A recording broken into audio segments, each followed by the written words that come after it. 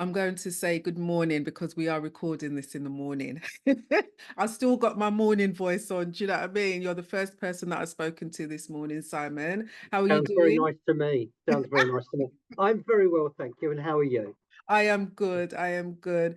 As always, I just want to say thank you for spending the time because I know that you have an extremely busy schedule. I appreciate you. I really do for coming along on this journey with me. Well, absolutely no problem at all. And thank you for the opportunity. Oh, nice one, nice one. So when I reached out to you, it was like a baptism of fire, isn't it? In terms of the knowledge and the expertise that you shared with me about how I could really take this podcast to the next level. So the first question that I have for you, Simon, is who is Simon Lewin? I'm a 50 something person that's very passionate about making a difference. We've all got to earn a living, but the greatest feeling I get is when I see someone who gets what we're talking about, and you can see the cogs turning in their brain.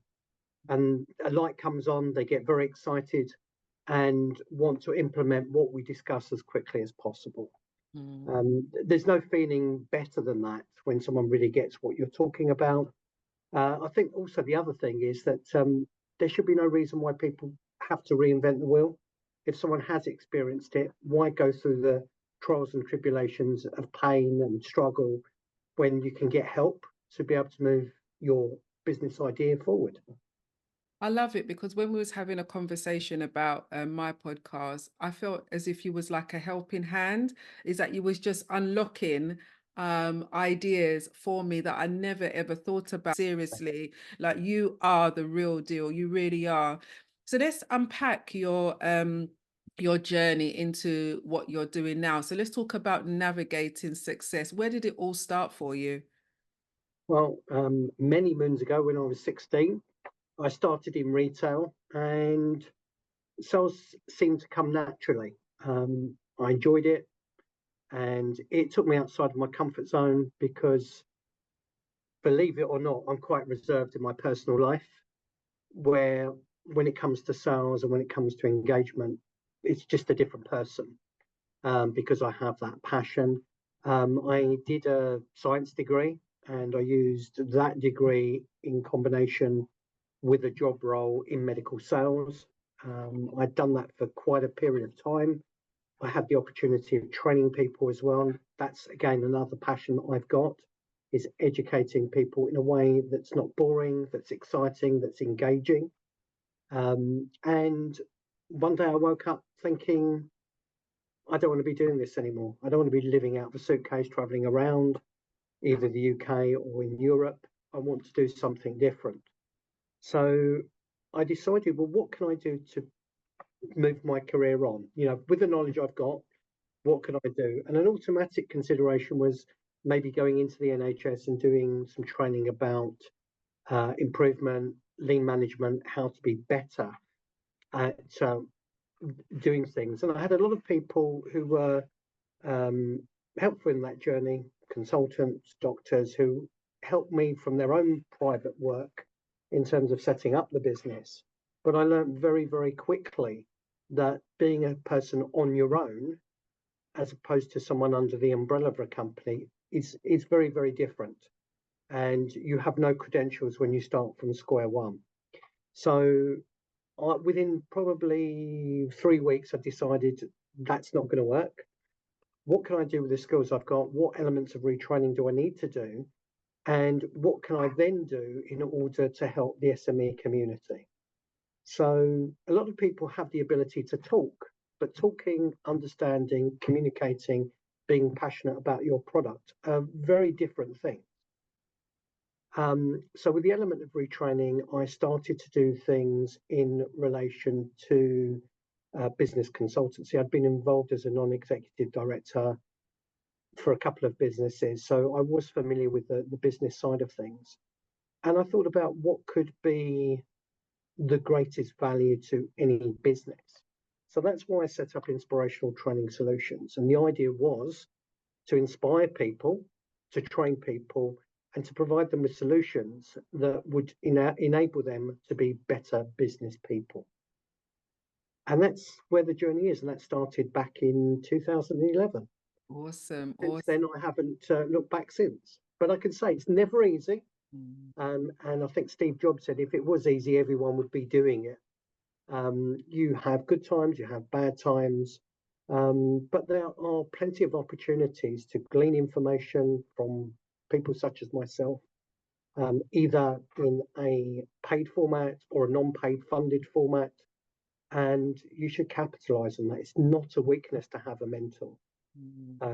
And one of the things I learned yesterday, and I put a post out because I had an issue with my face, some swelling, is if I needed to have some sort of contingency for delivering some work yesterday, which fortunately I didn't, then I have a team of people that can actually deliver on my behalf. And that's the most crucial thing. Is many businesses as well, when they form, they don't think about who's going to run the business beyond them, or if they're not available to run the business. So it's looking holistically at how you can create good structure and move your business forward in a way that's going to allow growth, development, and ultimately where you want it to go to. It's not always about money. I'm really engaged with what you're talking about because my mind is going, and I'm thinking about the importance of knowing yourself, being very self-aware and knowing what your strengths and your skills are and how to communicate that. So we're now going into the realms of personal development. And I know that you've written lots of posts on LinkedIn because I have checked it out. Done my due diligence type of thing, you know. Right. The link Yeah. between personal growth and business growth. What is the link there and why is it important?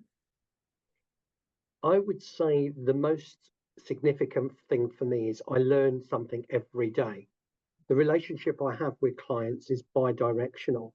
So I've got the beauty of working with different businesses, and the team work with different business on a day-to-day basis. I'm involved in different projects.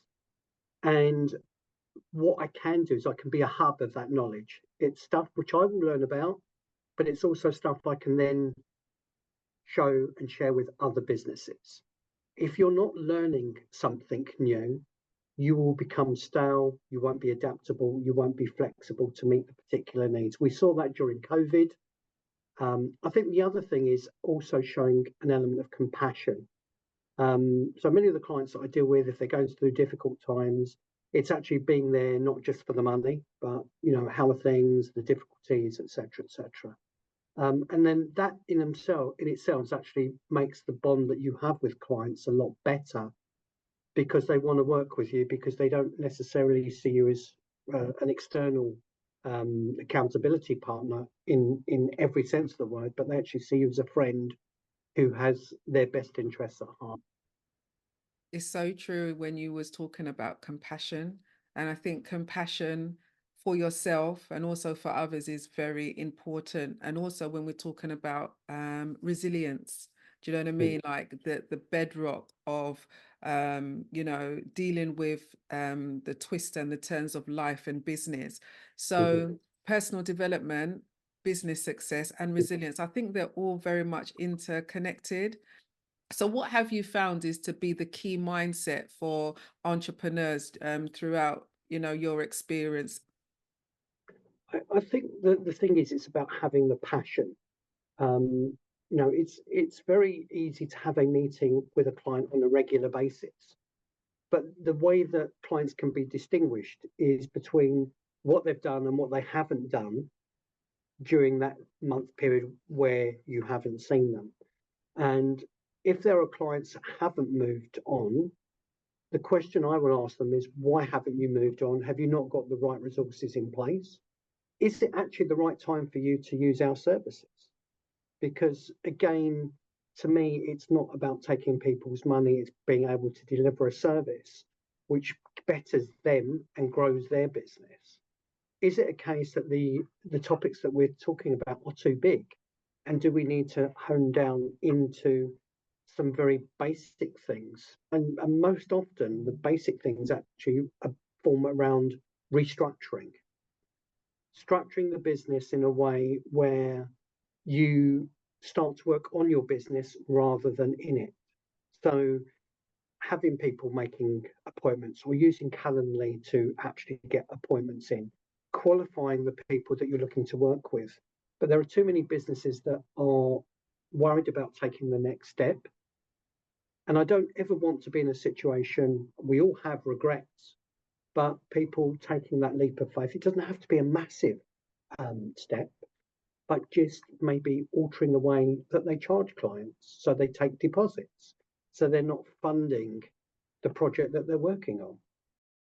Key word that I'm thinking about now is about procrastination, in terms of, you know, in the realms of personal development and resilience, the importance of not putting things off. I was listening to Stephen Bartlett. Do you watch or follow Stephen Bartlett? Yes. Yeah. Yeah, and he had a post yesterday talking about we have to just do things in little steps and forget about perfectionism type of thing. So in terms of your role, helping businesses start up and for entrepreneurs, is that like a key factor in terms of businesses not doing well and businesses not being resilient? I think there are a few words that would describe that. And procrastination is an important one.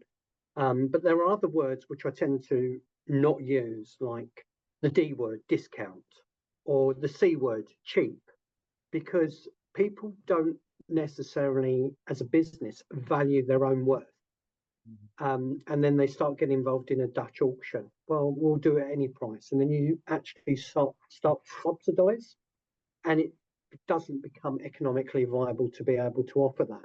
So maybe the starting point in terms of resilience is not only the product you've got, the structure you've got, but your belief in the product and the way you deliver that belief, so that people can see the passion that you've got regarding the product. I'm so glad that we've unpacked the link between personal growth and business success. I didn't really connect the dots until I read a post that you shared on LinkedIn about it. Yeah, I do have a good, occasionally an inspiring thought. What do you think are the key takeaways for our watchers and listeners to remember about this particular episode? I think you've got to be the best person that you are. If you need areas of improvement, look at how you can improve. It's not a weakness to bring people on better than yourself to do the jobs that you hate. I think it's really, really important to value your product, know why your product is different. Your brand needs to be consistent right across all of your platforms. And the other thing is get out networking, go and meet new businesses. There's opportunities there to potentially collaborate. There's opportunities out there to be more confident in talking. When you're in front of a client, 2 ears, 1 mouth, listen to what their needs are. Don't deliver the solution too early. I love that 2 ears, 1 mouth, because that's one of my sayings. You got 2 ears, 1 mouth. You need to do more listening than talking, isn't it? That's so, so true. Thank you so much. As I said, Simon, at the beginning, taking time out of your busy schedule to support me on this journey. It is so appreciated. Thank you so much. No problem at all. And thank you once again for the opportunity.